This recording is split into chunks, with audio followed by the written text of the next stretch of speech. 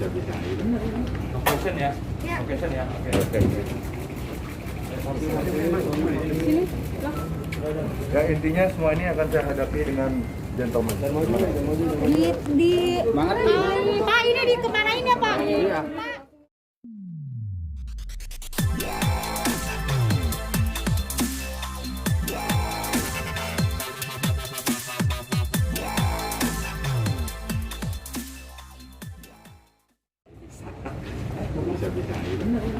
Location ya? Location ya? Oke. Sini, loh.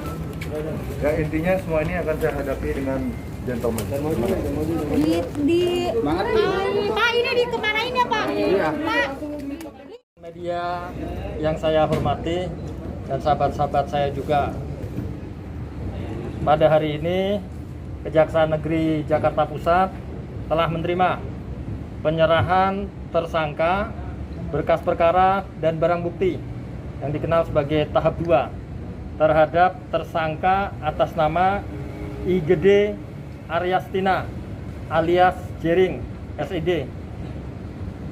Pada hari ini ya, hari Rabu tanggal 1 Desember 2021 pukul 15 sampai proses berjalan selesai baru saja. Sahabat-sahabat wartawan telah mengikuti. Telah dilaksanakan penyerahan tersangka, berkas perkara dan barang bukti dalam perkara tindak pidana informasi dan transaksi elektronik, yaitu mengirimkan informasi elektronik yang berisi ancaman kekerasan atau menakut-nakuti yang ditujukan secara pribadi.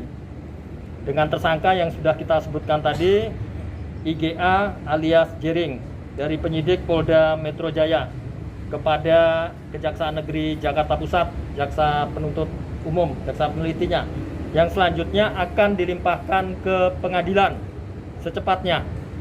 Dan kemudian tersangka disangkakan melanggar pasal 27 ayat 4, junto pasal 45 ayat 4 atau pasal 29 junto pasal 45B Undang-Undang Nomor 19 Tahun 2016 tentang perubahan atas Undang-Undang Nomor 11 Tahun 2008 tentang informasi dan transaksi elektronik. Jadi tersangka tadi didampingi oleh penasihat hukumnya. Dan selanjutnya setelah tahap 2, jaksa berpendapat untuk dilakukan penahanan selama 20 hari ke depan mulai hari ini di rumah tahanan rutan Polda Metro Jaya. Hal ini sesuai dengan pasal 21 ayat 1 KUHP. Itu demikian yang dapat disampaikan kepada rekan-rekan wartawan. Oke. Alasan ditahan tentu alasan sesuai dengan ketentuan pasal 21 ayat 1 KUHP. Ada alasan subjektif, itu tentu ada di jaksa penuntut umumnya, jaksa meneliti. Alasan objektif antara lain ancamannya 6 tahun. Jadi dimungkinkan untuk dilakukan penahanan. Masuk alasan subjektif dan alasan objektifnya. Pak, tadi di dalam tadi apa aja Pak? Mungkin ada pemeriksaan kah atau mungkin hanya penyerahan saja?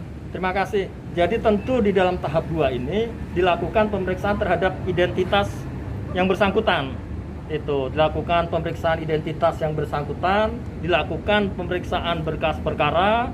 Setelah dipastikan semuanya sesuai ketentuan yang berlaku, lengkap, makanya selesai. Itu untuk selanjutnya kita persiapkan limpah ke pengadilan. Biasanya berapa hari untuk dilimpahkan ke pengadilan, Pak? Pada prinsipnya begini, secepatnya dilimpahkan ke pengadilan. Itu ada prinsipnya. Itu. Ada kemungkinan buat dapat penangguhan penahanan nggak sih Pak kalau dari kejaksaan seperti ini? Terkait dengan masalah penangguhan penahanan, tentu saat ini kita belum bisa bicara masalah penangguhan penahanan atau tidak. Yang jelas pada saat ini telah dilakukan upaya penahanan.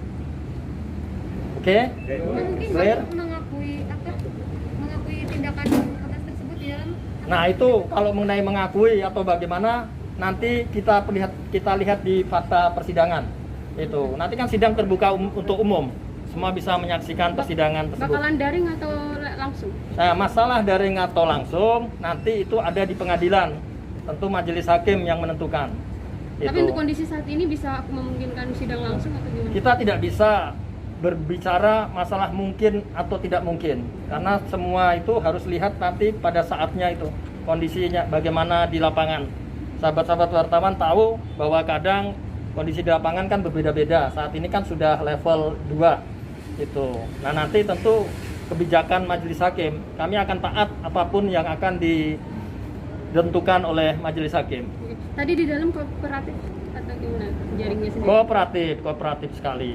Kooperatif. Saya dapat informasi dari jaksa yang melakukan pemeriksaan tahap 2 yang dikenal sebagai tahap 2 sangat kooperatif. Kami berterima kasih. Oke ya. Selanjutnya satu Cukup ya? lagi yang kasusnya Ramadhani update-nya Pak. Kasusnya Ramadhani